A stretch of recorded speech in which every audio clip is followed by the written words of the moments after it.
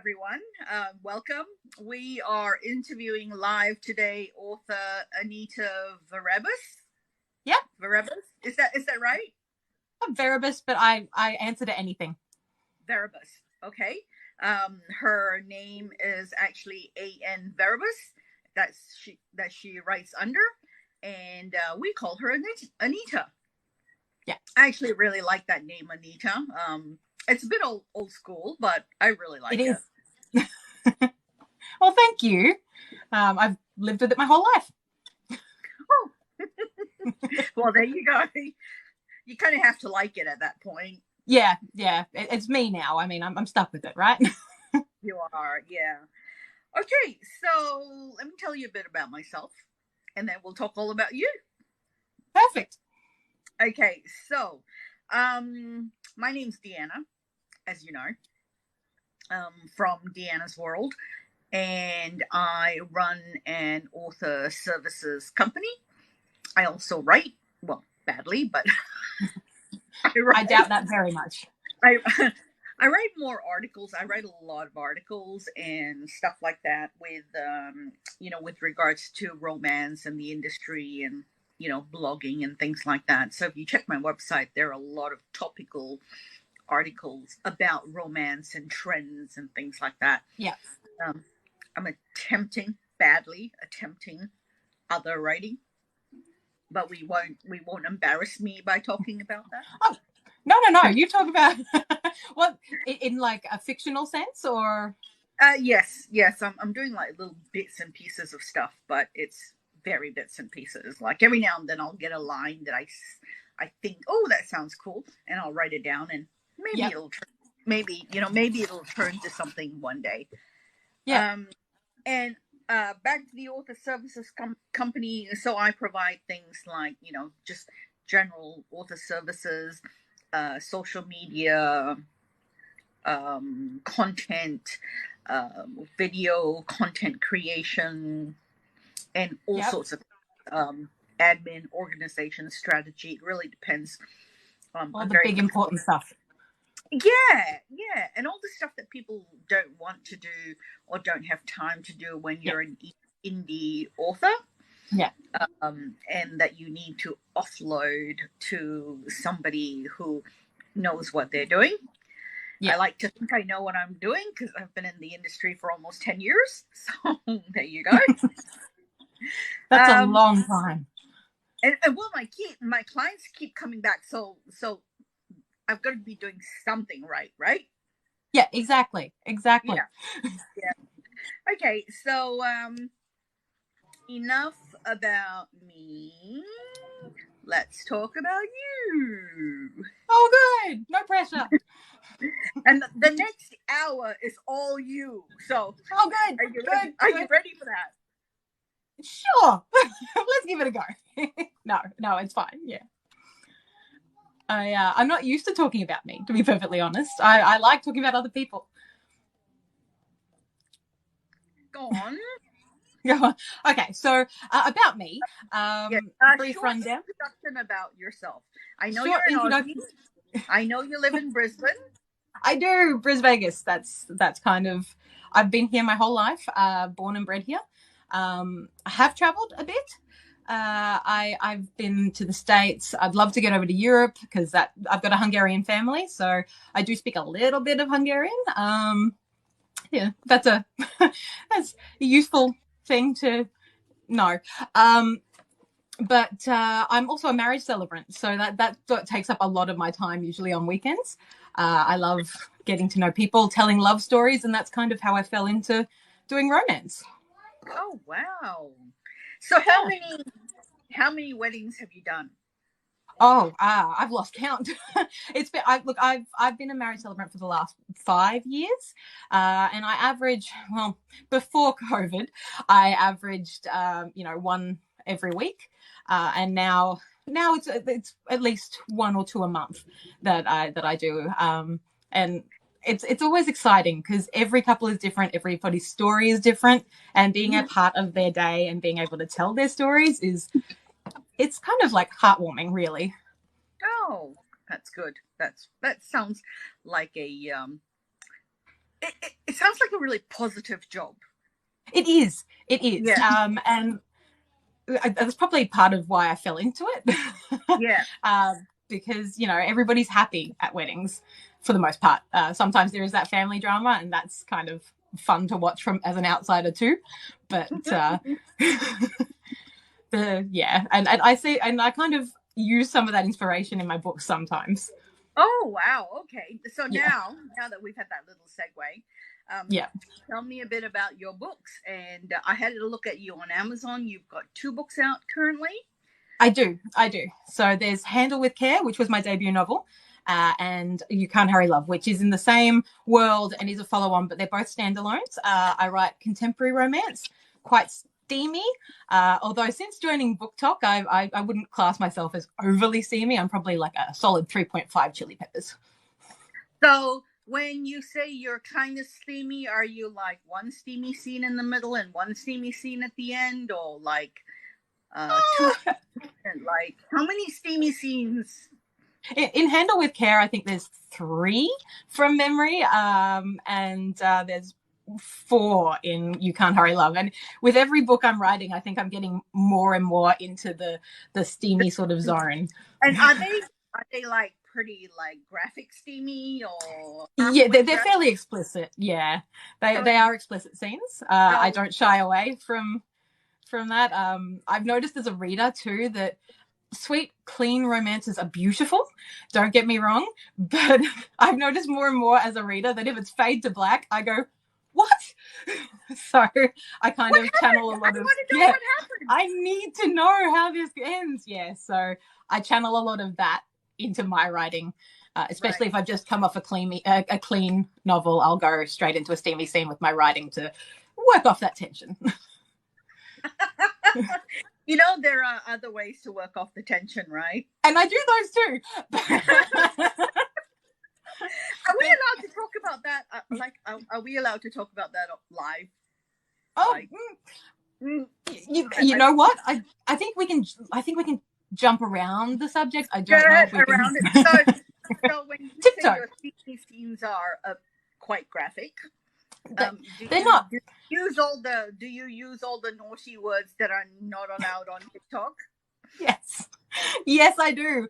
And so when I'm writing a hook or what have you for the Clock app, I love my emoticons, my emojis.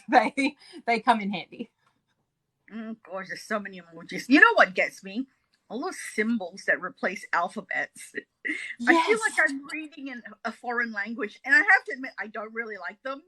Like no, and I hate drive me crazy. I hate having to type them, because having to get into the other little keyboard and work it out and then try to jump around the whole algorithm thing, it's interesting. It's been a learning curve. Okay, now just give me a second. I've had I've had a request to share. Oh God, how am I gonna do this? I can hear you again. Oh yay! Cool. Yay! Oh God, this replay is gonna be. Sure, it can be cut and edited. It's fine. Maybe, editing software. We're gonna need some editing software for the replay on this one. Ooh, okay.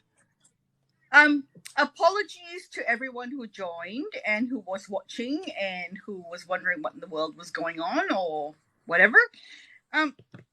Technical difficulty. Let's do what everybody does and blame TikTok. Oh, it's definitely TikTok's fault. It's always TikTok's fault. Okay, so what will we be talking about? Chili peppers. Chili peppers, yes. Yes. So you write in contemporary romance. I do. And, what made you pick contemporary romance? It's my favorite genre to read, to be perfectly honest. It's where I'm most comfortable. I did dabble, nothing published, but I did used to dabble with like fantasy and paranormal romance. But contemporary is where I'm most comfortable. I like telling real stories, but embellished. That's kind of, it's my happy place. Mm-hmm. And so you like the settings more where people can relate to Yes, something. yeah, and I think I'm better at describing what I know intimately too. So I Right. do set my novels here in Brisbane for the most part. So I've described a lot of my like local area because I know it like the back of my hand, and I find that that comes across. Well, I like to think it comes across in my writing, and I can tell when another author has also written something that they're very intimately acquainted with because the details are just divine. Well, I've only ever been to Brisbane once, but it's a nice city. Like I liked it. I enjoyed it. It's a little slower than Sydney, where I'm Yes, from. yes. And I think I do like it. I do like that about um I do like that about Brisbane, that it's a little bit slower and I can kind of like take a breath. It's a much smaller city. Yeah, it's not as multicultural as Sydney. It's definitely not as fast paced. We don't have. I love my city. I do. Like I've lived here my whole life, but I will say we don't have as much to offer as Sydney does, if that makes sense. But Yeah. yeah, it's actually I'm coming to Sydney next week, but that's a whole other thing. But yeah, look, Brisbane. It's it's got it feels like it's got everything at our doorstep. It's got the beaches, it's got the rainforest, it's got, we have our own little cultural centre with theatres and the river, and so I feel like we get a little bit of everything here in Brizzy, but yeah, it's definitely not the mecca that Sydney or Melbourne are. Okay. Now tell me a little bit about Handle with Care. We'll talk about both books, but tell me a little bit about Handle with Care. What's it about? Where is it set? Okay, Do you have so so look, I happen to have a copy right here. Ta-da! This is my new discreet covers, and it's about a geeky woman in her late 20s who has this epic celebrity crush on one of her favorite fantasy TV show actors, and she gets stuck in a lift with him. And and she's socially awkward, and they kind of banter, and he talks her down from a claustrophobia attack, and they kind of connect, and then she ends up being his tour guide for a few days, and the storyline progresses from there. They kind of hit it off, and it's a little bit melodramatic, a little bit quirky, and it definitely travels through the Gold Coast. It gives readers a glimpse as to some of the fun things that Queensland has to offer too. right? Yeah. That's cool. I always like reading a book where I find I learn a little bit about the area that I'm reading about, and learning a little bit more about the place and that kind of thing. Yeah. Yeah, I like being able to research a location after I've read a book and be like, I can picture that in my head now. And I like to think that I did a bit of that with Handle with Care. Yeah. Yeah. No, that's always a lot of fun. And what about You Can't Hurry Love? What that's about? So that's the follow-on. I also have a copy of that right here in in my new discreet cover. And hold that up again. Hold them up because they're very pretty. I'm very proud of these new covers. I'm thinking that they might end up being the main set of covers. I used to go photo covers, but I really love the new pretty ones.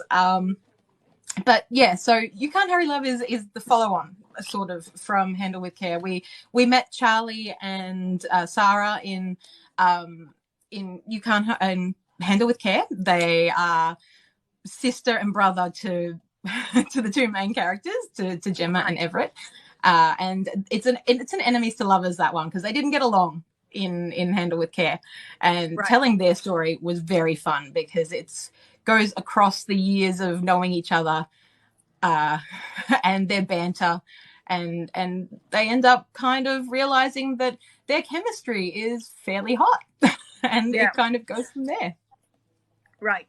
So they would start with I should know this. They should start with handle with care. Does it matter? So does it matter if they start with handle with care or not? Or no, it doesn't. Both can be read as standalones. If you start with handle with care, you get the backstory for Charlie and Sarah and why they dislike each other, but that gets covered in the summary in You Can't Hurry Love anyway. So right. each of their stories can be read in either direction, and I don't think you miss out on anything or anything gets particularly spoiled in either book. Right. So how enemies to lovers? I'm kind of jumping on this point because I am not a fan of enemies to lovers. I know it's like super duper popular trope, and a lot of people love it, but I'm one of those weird people who don't. Yeah, that's fair. So how enemies to lovers are they? Like they just it's not like a gut-wrenching hate. I originally, when I was describing the novel in first iterations of marketing it, I was saying I was skirting the edges of enemies to lovers, because really they dislike each other, I think is probably the best way to put it. Charlie starts off by putting his foot in his mouth, and Sarah doesn't really take any rubbish, so she doesn't take any shit from him, basically, and she fights back, and it's kind of flirting from the get-go. It's just neither of them can see it that way. So I wouldn't say that it's an epic enemies to lovers in terms of trying to work through a whole lot of hate. It's just there's a tension between them. Mm-hmm. Okay, fair enough. I can handle that. I can handle tension. Yeah. I can handle tension. Yes. I'm just a big wuss. I like reading happy things. I like. Yes. Yeah, and I'm the same. I do read darker romances. I cannot write them for love or money, because I always, even when I try to write angst, it ends up being fluffy. It just does. Yeah. So I tend to write on the lighter, humorous end of the spectrum, because I like happiness. Well, you're a marriage celebrant, for goodness sake. That's right. That's right. I mean, if I didn't like happy endings, I'm in the wrong profession. You really are. Oh, okay. So you've showed up. You've held up your new discrete covers. Yes. I noticed they're not on Amazon yet. They are. I'm having some dramas with Amazon at the moment, so they're attached to the originals. So when you click on the books in Amazon, you have to click on more formats, and it comes up as a discrete cover, which is a little bit frustrating at the moment, but we'll get it sorted. More formats. Where is that? Because all I see is at the top. Yeah. There's like a little paperback. Then you have to go scroll down. Yeah. See, at the moment it's difficult to find them, so they're kind of like an Easter egg all on their own. Yeah, you really have to look to find them, don't you? Wow. Okay. Yeah. I'm working on fixing that. Tell me, why did you go with a discrete cover? Because I asked this because it seems to be kind of the rage on TikTok, and everybody on TikTok is really into the discrete covers. But when I polled my reader groups recently for an author that I work for, and she's, she's a pretty big author. She's got like 70-80 books out. She's been writing time, and she's got quite a following. And when I polled a lot of readers, most of the readers, and these are not readers in TikTok, okay? This is Facebook. No, these are, different crowd. very big Facebook groups. None of them, like I'm talking 80-90% of the people didn't like the discrete covers. Really? Because wow. they said they can't tell what they're buying and what they're reading. And they don't like that. Yeah. They don't and like I had that. They want to look at a cover and say, okay, I'm going to get a romance, and that look a guy on the cover in a suit, that's a contemporary romance, and that's what I'm going to get. And interestingly enough, a lot of them got quite angry and said that the authors were being greedy and they thought it was a money grab. Wow. And they were trying to sucker readers into buying multiple copies of the same book. Oh, no. Well, that's definitely not what motivated me. Interestingly enough, when I was chatting about it in one of the TikTok author groups, quite a few authors kind of said, well, it's an alternate source of income. Why wouldn't you try to sell as many different formats and as many different types of the same book as you can to make as much money as you can? Which it sort of makes me understand, yes, from an author's perspective, that works. But then this is what your readers think about you. Yeah. So why did you do it? Well, I'm going to be honest. Most of my sales were ebooks. So that's where most of my sales have been in the last. Well, I released Handle with Care in July 2021. So since then, the majority of my sales have been ebooks. I've sold maybe 6 paperback copies of both novels. And I thought, well, something about it isn't working.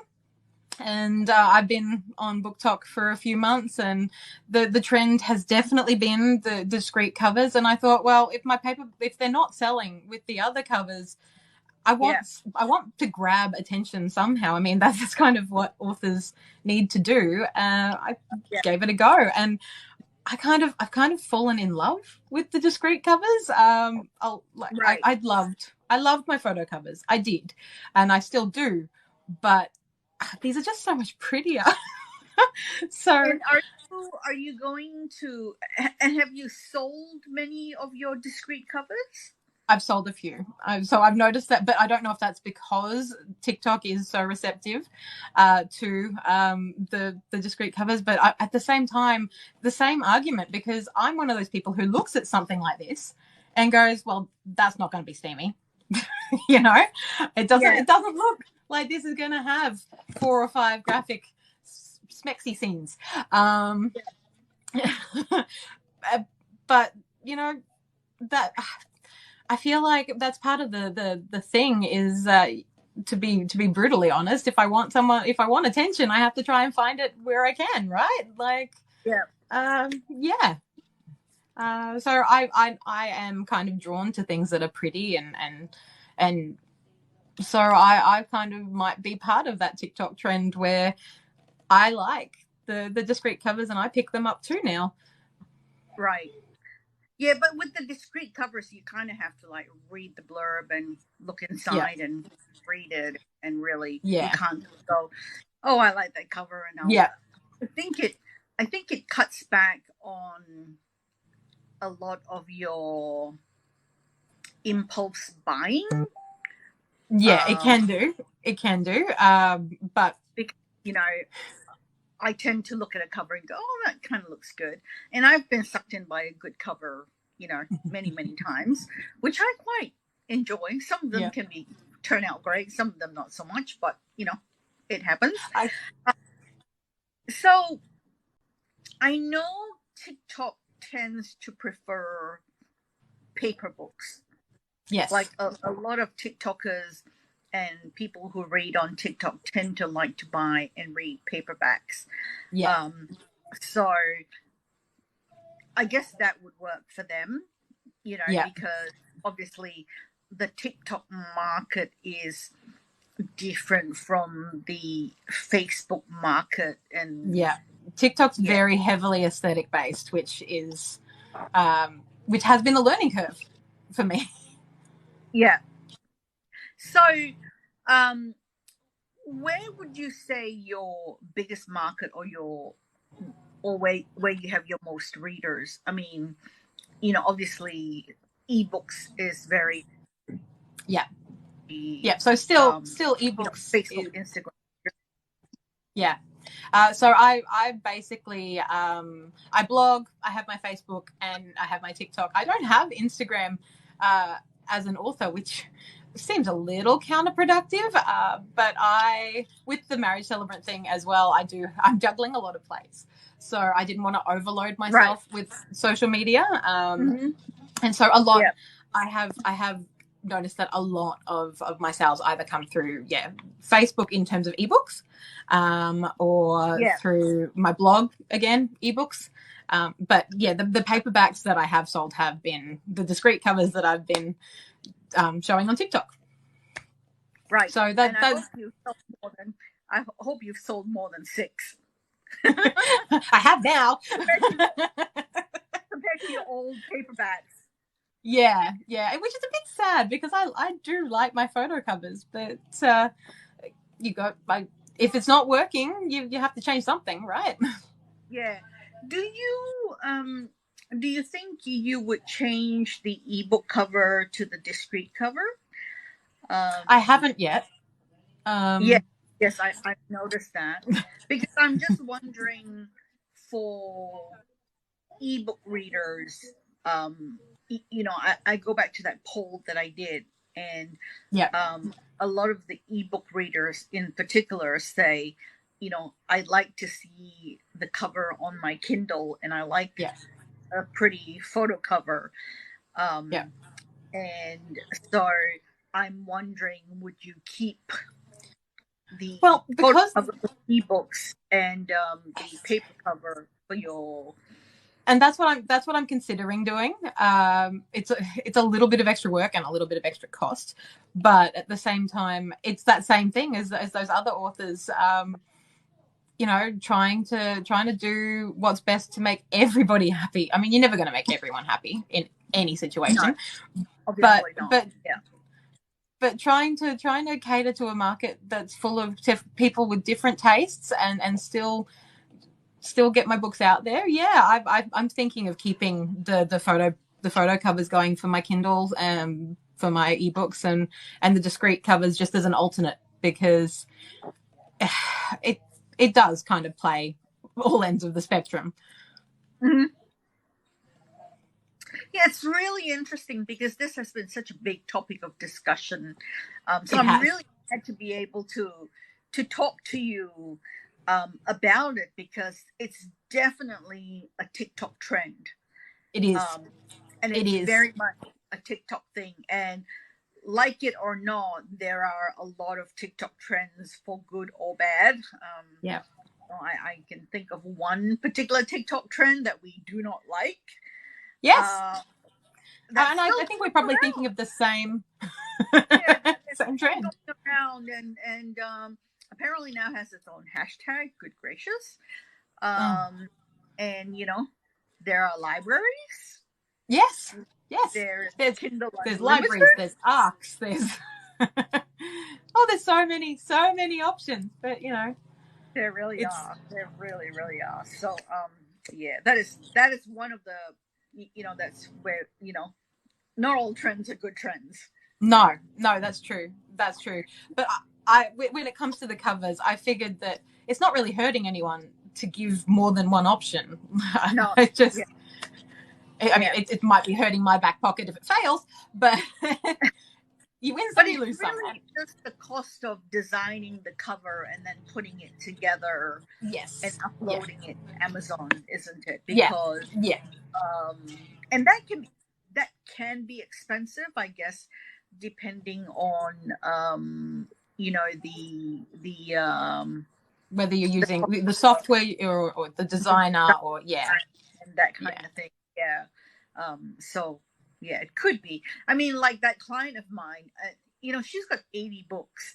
If you want to do that for 80 books, you do the math. That's very expensive.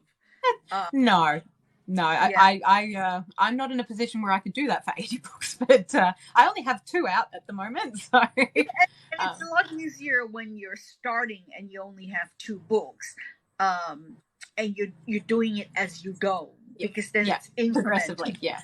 But when you have 80 books in your backlist, and you can't just start in the middle of a series, No. and you can't, she's got one series that's got 20 books in it. Oh my goodness! So Wow, that is a lot. that's the aim, right? Like that's the level that I would love to be at in however many years' time, is to be able to write prolifically and do it full time. That's the dream. Yeah. Well, she works really hard.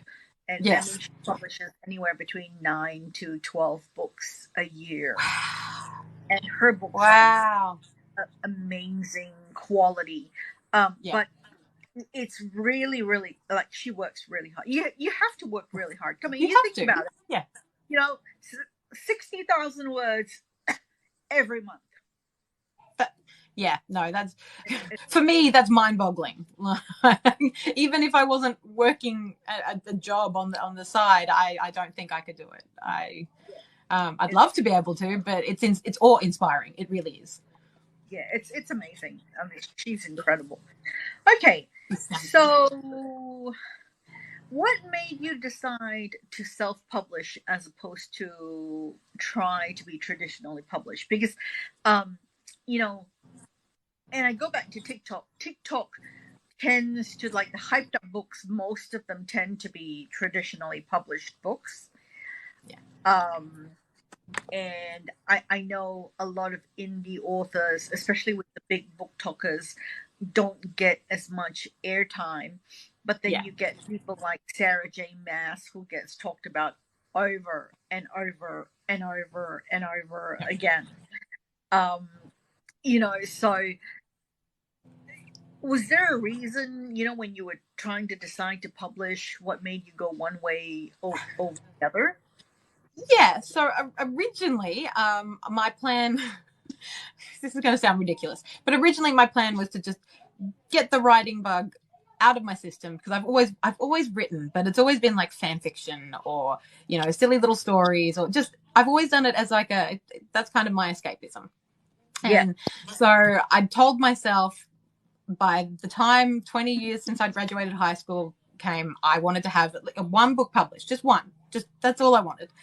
And that was this year. So when I felt that creeping up, I kind of went, that's it, got to get on it, got to do it. And I sat down and I had this book that I'd been tinkering with for forever, and it became Handle with Care after a few edits and what have you. And I just wanted it out there. I just wanted to see a print copy with my name on it. The end, done, happy times. And if other people liked it, great. If not, no problem. I'm now addicted to writing. So, and once I committed to that self-publishing, like, for me, it was never about being, getting my name out there and making sales and getting famous, as much as that is the dream now. It was about putting my hard work and out there and seeing my name on a book and being like, I did this, I bucket list, woohoo, done. But since then it's become, I can actually do this. People seem to like what I've written, and that just kind of, it's humbling. It's very humbling, but at the same time, it's kind of egging me on to keep going. And I like that I have the control. I do still send my book to an editor. I do pay for editing, because they're not cheap. But I do still send my book to an editor, and I still go through those functions of wanting to put out the best quality that I can. And I'm always learning, but I still like the ultimate creative control. Anita, I think I've lost you. This is the first time where I've done, I think you're my 4th live interview, and you're my first glitchy interview. Oh no. Look, that's the story of my life, really. Nothing ever goes to plan. You just got to roll with it. We meant this. It's fine. We're just playing. Yeah. It's fine. And when I do the replay, there's such a thing called editing software. Yes, that's right. So Nothing happened. good, Just good stuff. yeah, it'll be fine. So we were talking about you becoming addicted to writing. Yes. Yeah, And do 100%. you have a plan of how many books you think you want in this series? So, like how? yep. So Yes, I've got I've got 6 books planned for this series. I have them all planned out in my head. I've just finished writing book 3, and it's off with an alpha reader at the moment, and then it will go through the editing process, and bits need to be rewritten. I'm aware of that, and then it'll go to my editor. Whole thing.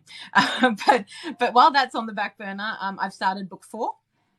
Which I'm excited about. I'm so excited about book 4. This is one that I've been planning for a while, and I'm so excited to see it coming together. And then books 5 and 6 are also planned as well. So I have a whole little plan there, and then I have a to write pile that's about yay big. So I like to write. So with your books, it looks like you've been able to release a book about once every 9 months so far. Yeah. This is July, March. So July 2021, March 2022. So that's kind of the plan. Yeah. Originally, I was hoping 2 books a year, like kind of. I was hoping to do 3. I was hoping to get a 3rd book out. I was hoping to get book 3 out by the end of this year at least. But we hit a few snags. I hit a few snags in the writing of book 3, and I needed to rewrite. And because I'm a try to be an outliner, and it turns out I'm a pantser in disguise. So it was really I think I'm going to reel back and pop it out maybe early next year, if the editing doesn't go as well as I was originally hoping. But the plan would be three books in a year if I could. Okay, that sounds like a good plan. 3 books is very reasonable. We've got somebody called Richard saying hello. Hi, Richard. Hi. Hello. Thank you for joining us. We're talking romance novels. I have no idea if this is of any interest to you at all, Richard. Feel free to listen. That's right. Okay. So let's talk about this wonderful platform that we love so much. TikTok. Yes. How long have you been on TikTok? Since April, early April. Okay. So I'm a relative newbie to TikTok. I don't want to say the word scared of TikTok. I think intimidated by the concept of putting myself out there and talking to a camera, or and I started. And it's funny because, as a marriage celebrant, I'm used to standing in front of people and talking, but they're in front of me. You'd think that a camera would be easier, but I can see myself and I can hear myself, and I don't love it. What's really weird is I do all these lives, and I'm literally live. And, I look at the stats from the lives, and we have hundreds of people watching, right? Which is amazing. With the lives. And I think one of them, one of the lives, we had almost like 300 people watching. And I'm okay with that, right? Yeah. But I have not made a single video with my face on it that I posted publicly on TikTok. Whereas I've got... I suppose it's the same sort of thing as I find it easier to talk live in front of a group of people than in front of a camera where I can't actually see anyone. I don't understand why I'm more self-conscious in front of nobody that I can see than I am in front of a bunch of people whose reactions I can see. It's weird. The brain is a funny thing. It is very strange. So, what types of videos do you do on TikTok? Oh, okay. So I'm a particularly big fan of the lip sync. I'm kind of addicted to them actually. I love grabbing They a seem sound. so hard. Pardon? Some of them are They hard. seem so hard. Yeah, they seem so I hard to do though. Some of them have been. I like I'll hear a sound and I'll be like, oh, that sounds hilarious. That's it. I'm going with it. And then I try to do it, and I can't make my mouth move fast enough. Which, comedic timing, always me.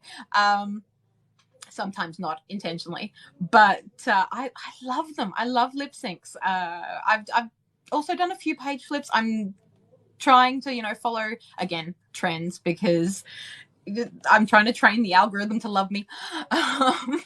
But I have a feeling the algorithm loves no one. Yeah, exactly. Unless you're Robert Irwin.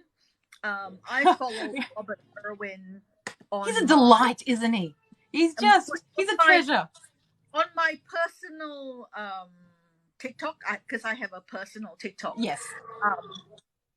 I follow Robert Irwin, and he's only just got on TikTok like a week or two ago or something like that. Yeah. His first video got like, I don't know, 16 million views. I know, right? I mean, okay, so he's a celebrity to start with, so that kind of makes me feel better. But he is a treasure. He is just delightful. He is. You have to go and follow him. Even if you start a personal TikTok just to follow him. Yeah. He's got this series about training this bird that's got anger management issues. it's hilarious. It's like the bird's name is Emily, and it's Emily something. And there are 5 videos out now about like him filming Emily attacking him and then working on her anger management issues. Oh my goodness. It is fantastic. I do a lot of advice to authors about should they or shouldn't they be on TikTok. Yeah. And one of the things I always say to them is if you have a work TikTok, a book TikTok, and because of the algorithm is the way it is, you can only do book stuff and interact on book stuff on your work TikTok, right? Yeah. And it becomes a bit much. Yeah. And TikTok is a really big world. So I say to them, go and open a personal TikTok for fun. Yes. And I think as authors and as professionals on TikTok, we need that. Yes. Because you need to enjoy TikTok and remember the fun part of TikTok and why you're doing it. Yeah. So like last night, I was lying in bed, playing on my personal TikTok and just watching stuff and comedy and music. There's some amazing musicians and things like that, on TikTok. And my husband was lying next to me and he was like, what the heck are you listening to and watching? I said, TikTok. And it's so much fun. It is so much fun. I showed him a couple of videos and he could not stop laughing. Exactly. My husband still does the whole, so you're an influencer. And it's like, no, TikTok is literally, it's a whole world of comedy, music, books, everything. And it's a delight. And it's very relaxing. I quite enjoy it. Like I like to do it at night when I'm like lying in bed and and I need to relax. I used to read a lot in the evenings before bed. Yep. But work in the last 3 or 4 months have just gone kind of bonkers. Yeah. And I'm so tired by the end of the day that I just don't have the brain energy to read. Yes. So I can scroll TikTok and watch comedy and listen to music and just zen out. Yeah. No, it's fantastic. So Do you have any TikTok secrets? Like, you're an influencer now, right? Oh, yeah. Yeah. You're an influencer now, right? So, what are your TikTok secrets? Secrets. I would say that just, again, this is going to sound cliche, but I think my secret is putting just myself out there. My personality as I am. I don't try to be polished. I don't try to be someone that I'm not. And at the same time, I do still try to be like, and if you like this, you will get a little bit of my hint of my personality in this sort of thing. But my books aren't me. Like, they are definitely a much more polished version of what goes on in my head. But yeah, I think that's it. Have fun with it, I think, is my secret. Because if it's not working, it's not working. I'm still enjoying myself. Yeah. I don't take it too seriously, even though I do try to follow trends and stuff. Do you have any pet peeves with it? Oh. What drives you crazy about it? The having to watch every single word I say, like there's a list of words you can't use. It's a very long some of them. Word. Yes, a very long list, and some of them are ridiculous. Like, you can't use the word beat, like in text, like BEAT, because it gets taken as as a beating sort of thing. But it's like, I use it in terms. I'm very sorry. There's a toddler screaming in the other room, and it's. I don't know if it's coming across, but it's throwing me off. But yeah, you can't use the word beat, and I was trying to use it in like the context of you can't beat this, as in this is a great thing. Yeah, that bothers me, having to try and reword things to make them sneak through the heavy censorship. And I get it, like, you don't want a whole lot of dark matter out there, but some of it seems a bit excessive. It is a bit crazy. I try to keep a list of stuff that I've seen that you can't use. Yeah. And the list keeps growing. And I have to admit, some of the words I do not understand why they are what they are. Like, I have a client who writes thrillers. Yeah. And so he's on TikTok, and he's like, okay, I'm gonna do some page flips, I'm gonna put some quotes in it. And he had this one scene, and I was like, he showed it to me, and he goes, well, what do you think? And it's got the K word, which you have to say unalive, which is terrible. And undead. Yeah. Unalive. Unalive. Yeah, and somebody gets offed, so you can't use the M word, and somebody gets taken, so you can't use the K word. And I'm like, okay, you can't use this word, you can't use this word, you can't use this word. And he's like, no. What do I do? Like, what do I say? Yeah, right. And that goes back to then having to use all of those various weird letters and symbols, and try to find emojis that aren't going to trip the whole thing. And it must be so hard. I'm very sorry that I don't know if that noise is coming through. I can hear it. Yeah, I can hear it. This is highly unprofessional. Give me 2 seconds. I'm back. I'm very sorry. Your daughter? My 2-year-old picks the worst times to throw epic tantrums. But they're 2. Pardon? They're 2.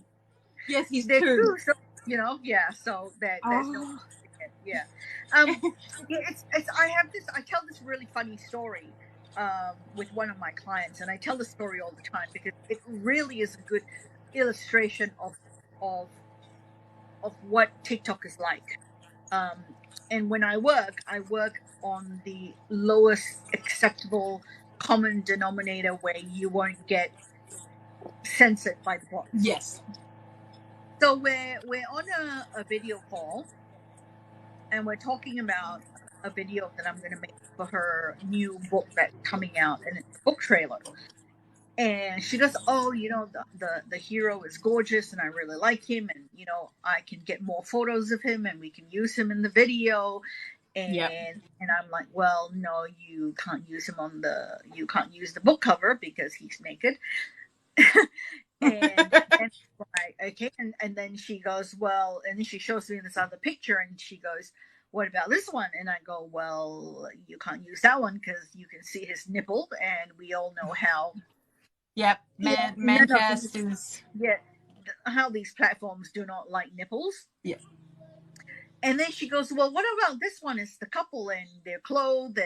And I'm like, "Well, no, you can't use them because he's got his hand on her throat, and it looks like he's choking her." Oh no! Oh, and then it comes down to what can you use? Like, oh look, here's a picture of a flower. It was weird. It was a really surreal conversation because it was like you said, well, what can you use? Yeah, what can you use? Like it was just this really bizarre thing where we were, just trying to figure out what we could use for a book that wouldn't get you in trouble. Exactly. And the list of what's going to get you in trouble just keeps growing, and that is it's hard. And like I said, I'm only writing contemporary romance. I'm writing sweet lovey-dovey stuff for the most part. So I don't have to worry about dealing with, how do I put in the whole unaliving thing without making it sound ridiculous. It's talking about pet peeves, that unalive word, I really do not like that unalive word. I don't like it either. I don't like it. What the heck is unalive? Tell me, really. That's right. It did take me a little while, like the first few days of getting my head around TikTok. I'm like, what is this? Why do people keep saying unalive? Like, what on it? And then I worked it out.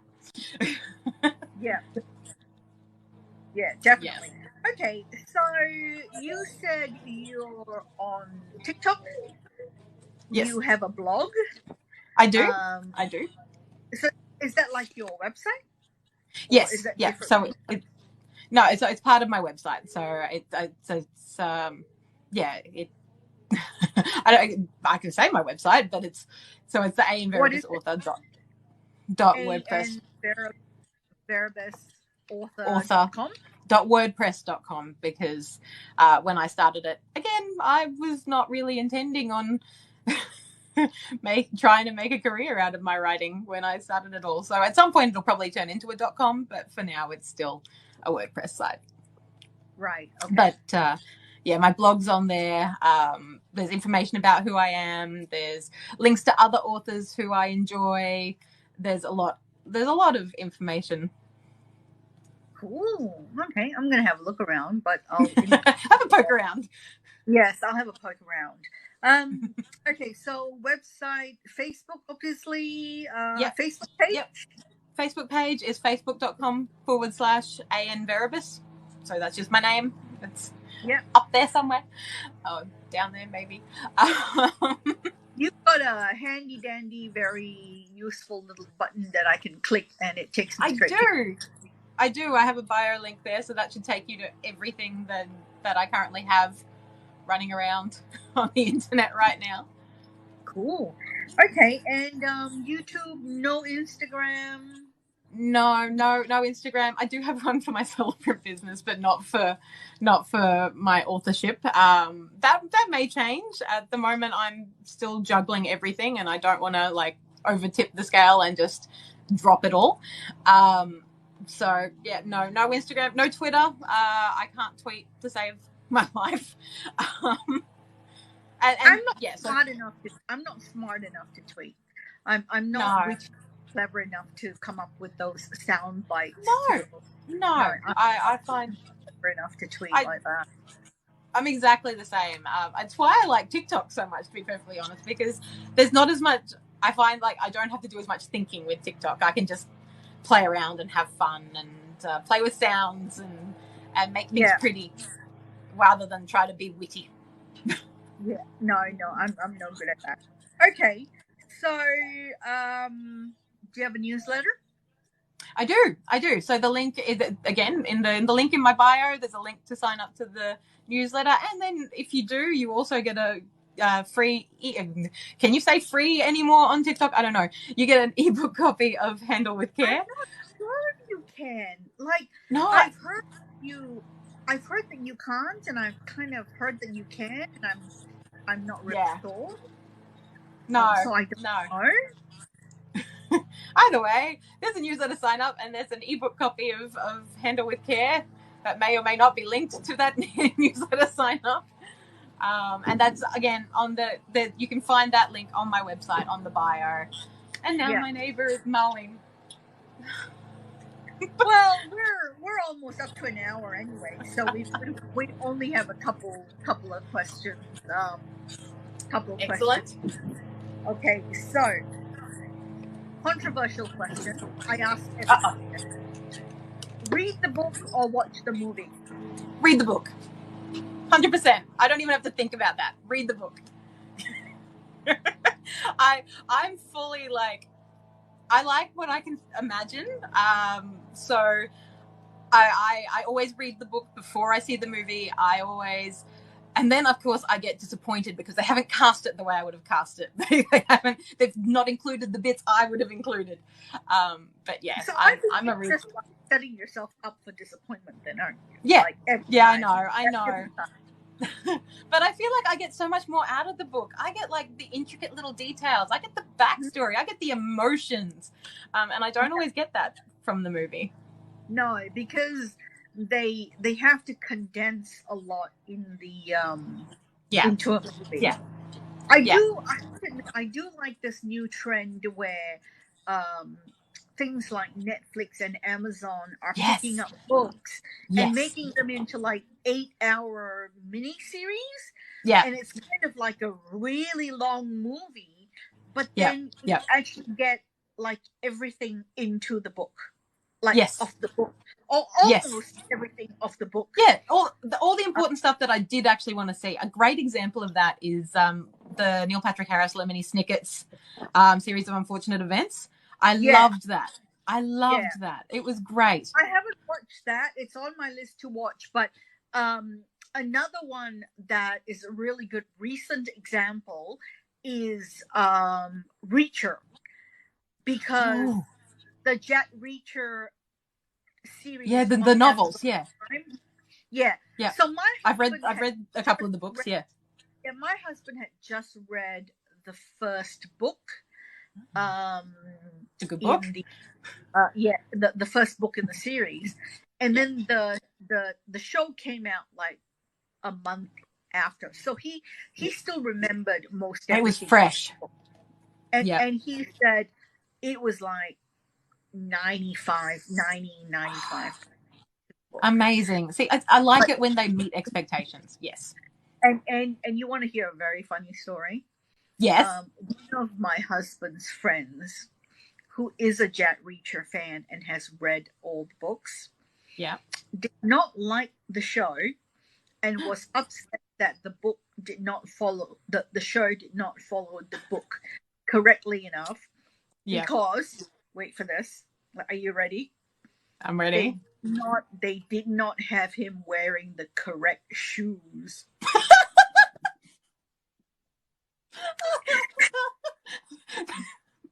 I'm not that finicky. I don't go into that much detail. I love it though. That's delightful. I love it. But again, but I can understand. I'm really hoping he doesn't watch this replay because.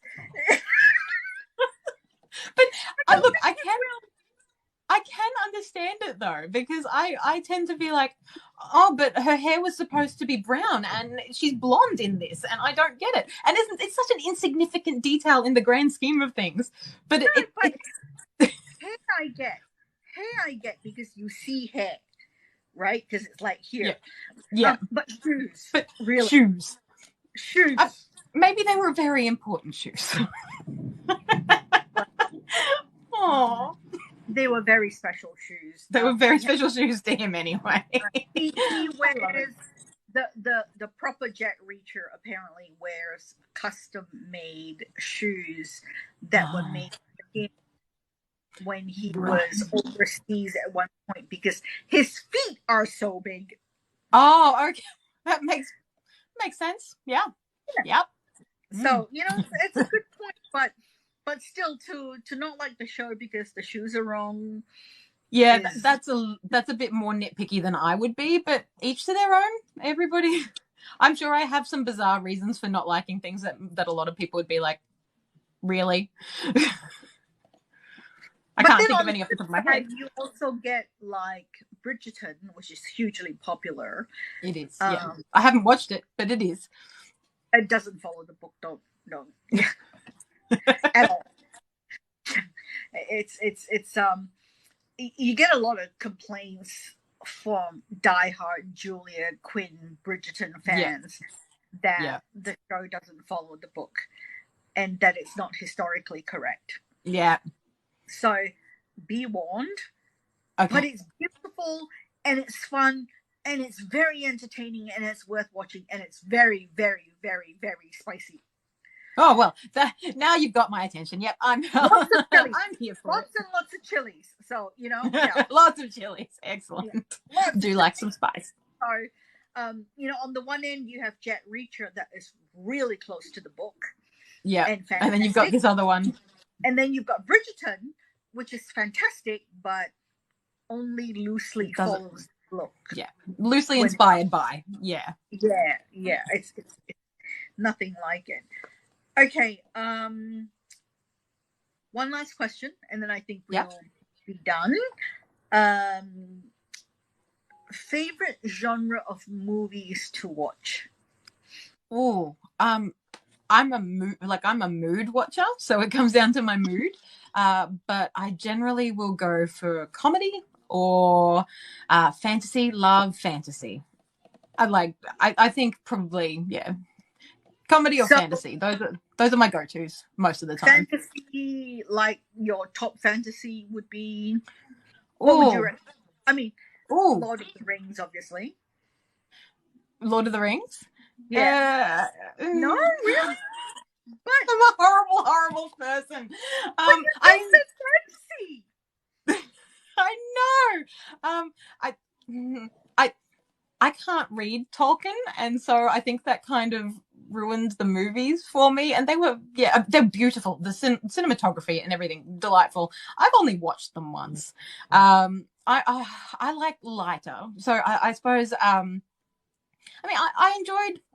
And I know it's a bit controversial at the moment for very good reasons, but I enjoyed Harry Potter, and so I'm still one of those fans who thinks that the movies and the cast have kind of taken, and the fans have kind of taken ownership of the Harry Potter world. So I love magic and what have you. So that's kind of.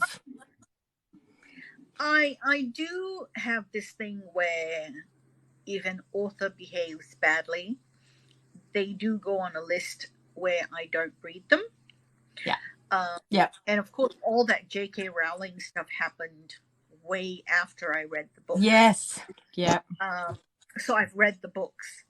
I've watched some of the movies, and I didn't watch all of the movies because at some point I got busy. I ran out of time. Yeah. I think I was overseas at one point, and I didn't get to all the movies. I watched the first Fantastic Beasts movie and I really enjoyed it. Yeah, that was a good movie. Yeah, so I'm definitely up on those movies, but I'm not sure that I'll read more of J.K. Rowling. However, I generally try to separate the artist from the art if I can. Yeah. However, that said, I do have a list of romance authors that I will not touch for whatever reason. Yeah, and that's fair. I mean, I think most of us are kind of like that these days. I like to think there are a lot of us like that these days, where when something's quite problematic or it goes against your ideologies, it's totally fair to say, look, I'm just not comfortable reading it or watching it or what have you. Yeah. Yeah, but the books might be very good. Oh yeah, but there's this one author, for example. Okay, I'm not going to name names. No. But she got famous. I was reading her when she first started, and then she got famous. Yeah. And she changed after she got famous, and then she got a whole bunch of super fans. Yeah. And then she started using her super fans like weapons. Oh, which can be disappointing. To attack authors that she didn't like. Oh no. And to spam book groups for that's kind of heartbreaking. Spamming her books that her super fans would get kicked out of the groups, and I think she's got kicked out of a couple of groups for breaking the rules. Yeah. And then I heard this one terrible story where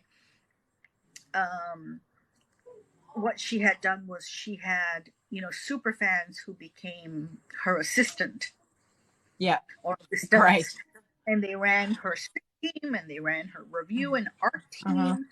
And one reviewer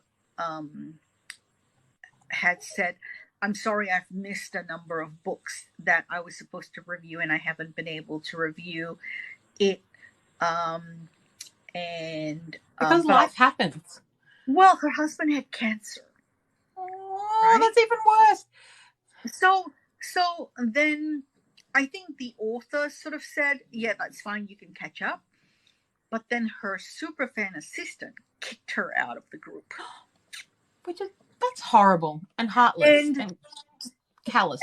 And it was horrible. But the thing with this particular author, kudos to her, very, very smart, never ever got caught doing any of that stuff herself.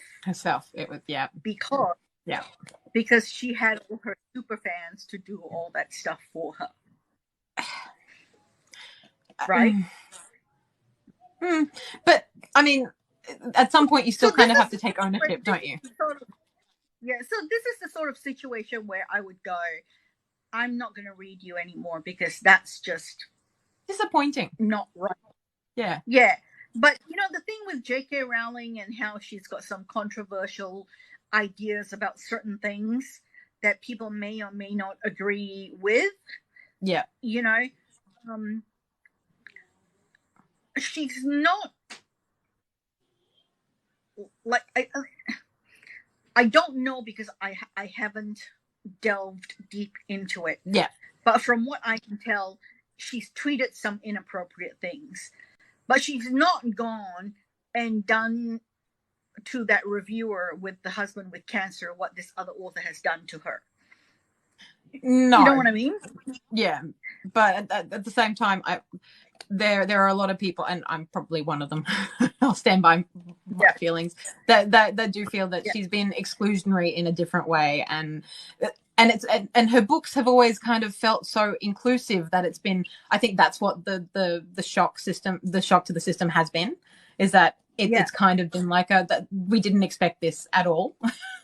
And that's fair enough, that's fair enough because, a lot of people, feel strongly about it and have strong opinions about what she's said and how she's positioned things. But when all of that went down, I was like yay deep in the middle of a project, and I did not come out for air, and I only like barely read that year, and I was working so hard. It didn't I didn't, it kind of glanced past me a lot of it. And if you're not like, and if you weren't like a super fan to begin with, I think it's like, oh, okay, well, that's happening, and it's not great, but it's not impacting me at the moment, so I'm just gonna I don't need to get involved in the drama, and that's totally cool too. Like, I read the books once. Yeah, I enjoyed the books, and that was it. I think I have this glitch in me that I'm not built to be a super fan. Like I'm like I have one author that I work for and I love her books and I've read most of what she's read. Yeah. But I work for her. Yeah. You know? Yeah. And it's kind of a different level of admiration because of her work ethic and her success and the quality of her work. Yeah. And I read all her books, so you can tell me that I'm a super fan, but she kind of pays me to read those books too. Yeah, there's that too. So but you're enjoying them as you read them, and you're, like you said, you're admiring her work ethic. You're quite involved. So I think it's fair to say that you can work for someone and be a super fan at the same time. Yeah. Okay. Now we've kind of gone on for a while.